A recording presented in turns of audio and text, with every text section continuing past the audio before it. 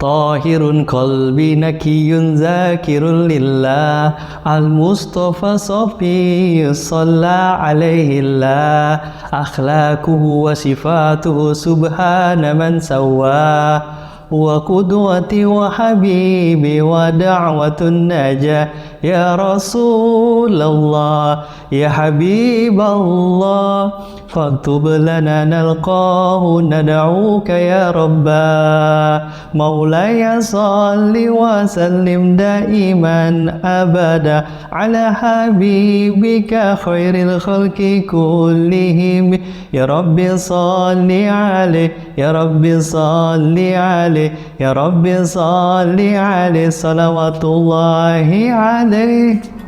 Assalamualaikum warahmatullahi wabarakatuh. Salam sahabat Juno Channel di mana berada. Alhamdulillah semoga senantiasa dirahmati oleh Allah Subhanahu wa taala.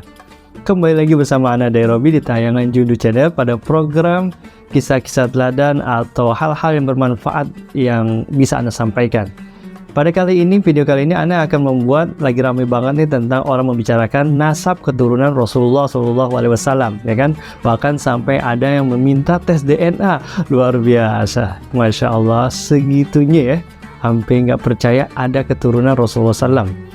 Pada video kali ini Ana akan membahas tentang mengenal Thariqah Sa'adah Ba'alawi atau sejarah tentang Thariqah Sa'adah Ba'alawi yang mudah-mudahan akan membawa titik terang dari mana nih asal mausul dari Habaib ini, keturunan dari Habaib ini.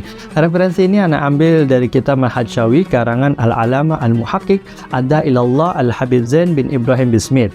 Luar biasa, Masya Allah. Ini kitab yang diawali di muqaddimah itu menceritakan tentang perjalanan Sa'adah Ba'alawi dan kita tahu dari mana asal muasal keturunan Rasulullah SAW. Di dalam kitab Hadsyawi karangan Al-Habib Zain bin Ibrahim Smith ini, di awal kitabnya itu menjelaskan atau menceritakan sejarah Thariqah Sa'adah Ba'alawi, yaitu menceritakan jelas detail asal muasal keturunan daripada Rasulullah SAW hingga sampai sekarang yang kita kenal di Indonesia itu adalah Habaib. Seperti apa sejarah Thariqah Sa'adah Ba'alawi ini? Tetap saksikan di Juno Channel.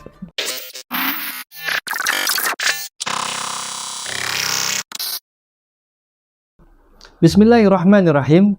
Sejarah Thariqah Sa'adah Ba'alawi dan para tokohnya. Nasab para Sa'adah Ba'alawi kembali kepada datuk mereka yaitu Al-Habib Alwi bin Ubaidillah, cucu Al-Imam Al-Muhajir Ahmad bin Isa An-Nagib. Nagib ini artinya adalah pemimpin, pemimpin para syarif yang ada di Irak. Kemudian Ahmad bin Isa ini adalah bin Muhammad An-Nagib bin Ali Al-Uraidi bin Ja'far Shadiq bin Muhammad Bagir bin Ali Zainal Abidin bin Al-Imam Al-Husain bin Sayyidina Ali bin Abi Thalib radhiyallahu anhu wa rahimah. Kehidupan Al-Imam Ahmad Al-Muhajir dijalani di Basrah. Di daerah inilah beliau tumbuh dan berkembang. Dan pada saat itu Ahlul Bait benar-benar dalam penghormatan dan pemeliharaan. Akan tetapi para khalifah Bani Abbas yang menjadikan Irak sebagai pusat pemerintahan mulai melemah kekuasaannya. Lalu muncullah gerakan-gerakan dan pemberontakan di sana sini. Dan fitnah melanda tuh. Di kawasan itu banyak fitnah, luar biasa, Masya Allah. Apalagi hadirnya kaum Qaramitah yang menyerang Basrah pada saat itu. Dan munculnya kelompok orang-orang Sudan. Makin kacau nih waktu itu Irak. Ya. Pada saat situasi yang kacau ini, orang-orang soleh yang menjauhkan diri dari kehidupan dunia tak mampu menghadapinya. Tepatnya pada tahun 317 Hijriah, Al-Imam Ahmad bin Isa hijrah. Oleh karena itu, Al-Imam Ahmad bin Isa ini digelari dengan Al-Muhajir untuk menghindari fitnah-fitnah yang bergelombang.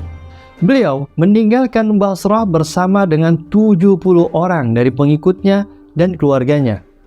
Setelah itu, beliau menempuh jalan menuju Hijaz agar rombongannya bisa menetap setahun di kota Madinah. Kemudian melanjutkan lagi perjalanan ke Tanah Haram yang pada saat itu, pada tahun itu, kaum Qaramitah memasuki kota tersebut dan merampas Hajarul Aswad. Kemudian Imam Ahmad Al-Muhajir meninggalkan kota Mekah melalui Padang Sahara, menuju Asyir lalu ke Yaman.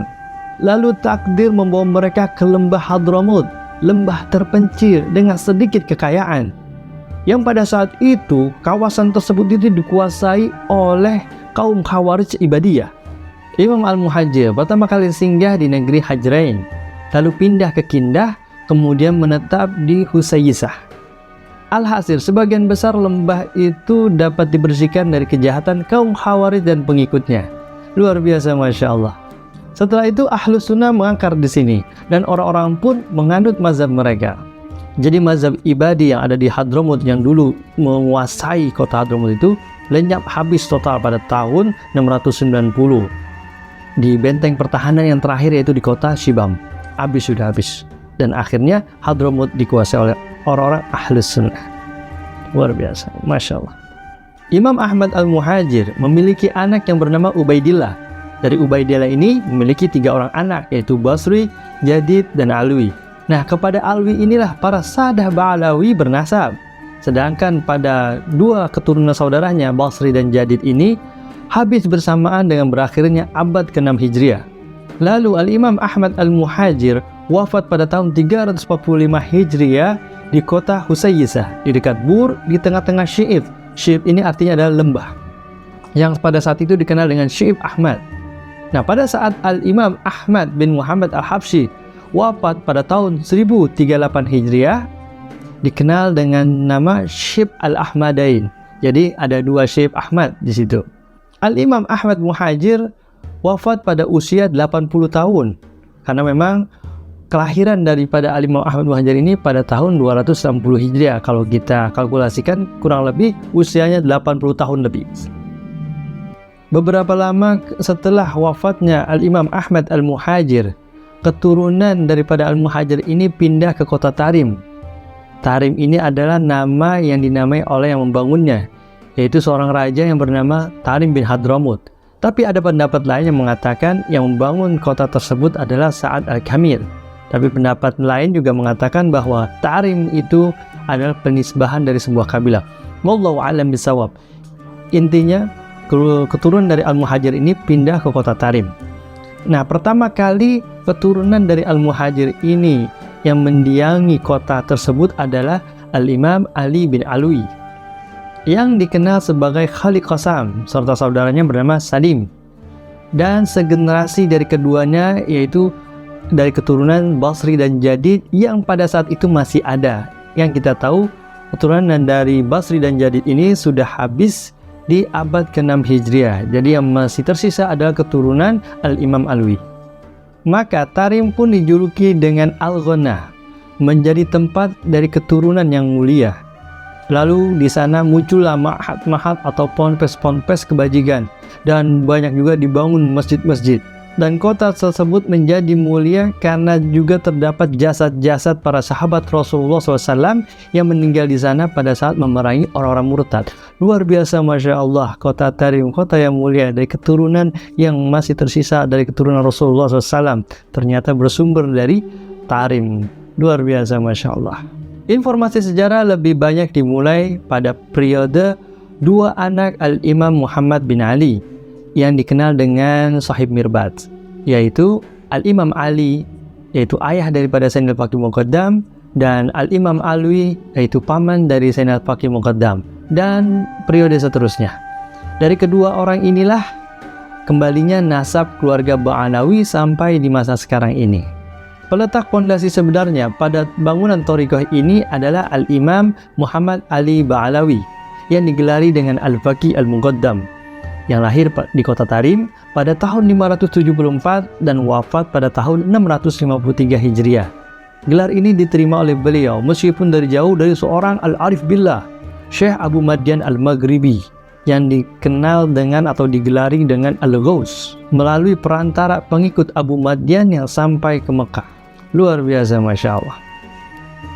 Al-Imam Abdurrahman bin Abdullah bin Faqih, yang dikenal dengan Al-Alamat Ad-Dunya, mengatakan bahwasanya Thariqah Sadah Ba'alawi adalah Thariqah Madyaniyah, yaitu Thariqah Syekh Abu Madyan Syu'aib Al-Maghribi.